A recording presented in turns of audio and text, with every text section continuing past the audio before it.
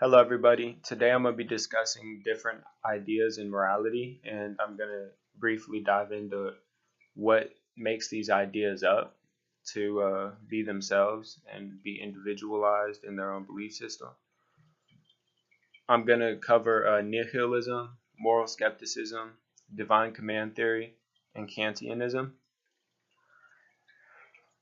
So, nihilism is split up into 6 sections, and they're all tied together under the common belief that there is no inherent morality, which basically means that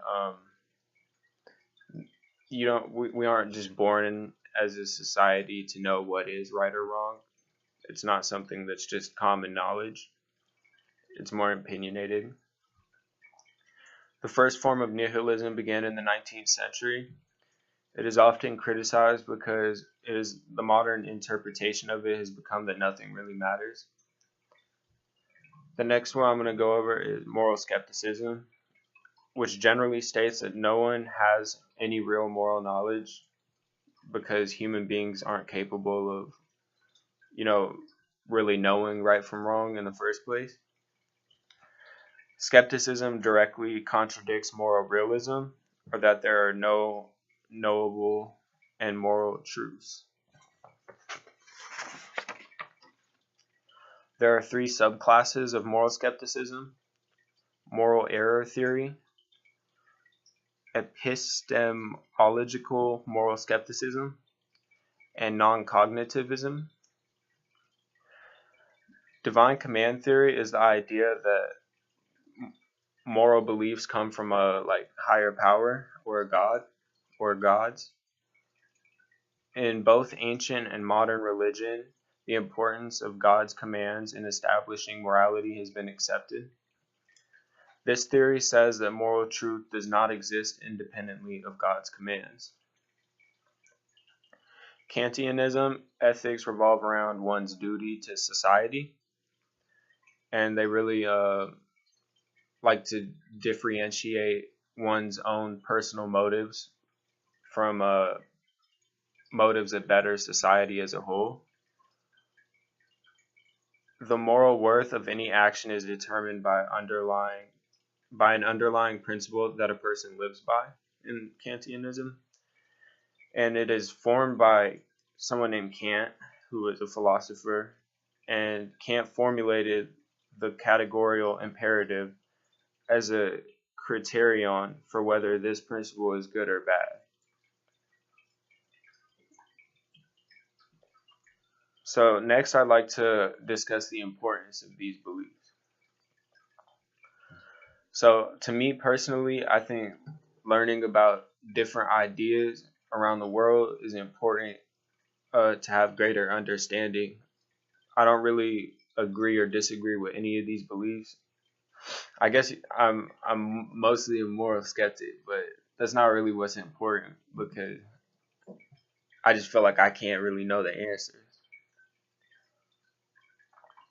And I really believe that you don't have to agree with any of these belief systems or any other ones that you could look into to take knowledge from it. I think by learning about what someone else believes, you can understand where they're coming from better, and there's more cooperation across the world as a result of that. And without understanding what a belief says, how can you truly disagree with it in the first place? Also, when people are more understanding to one another, they're more tolerant of maybe someone that they didn't really, look into on a deeper level beforehand. And intolerance to others, to me, is definitely a great basis for hate. Uh, with tolerance comes appreciation and cooperation. Ultimately, learning about different beliefs to me may cause you to question your own beliefs as well. I also believe that I've experienced, maybe elders being unwilling to let me experiment and try and play around with different ideas myself. And I think that there's nothing negative about experimenting in life and just trying to gain perspective. And I like to also question things, and I think it's important to raise questions because you can't get an answer without raising a question. So in conclusion, there are many different types of moral beliefs, and I really briefly covered some, but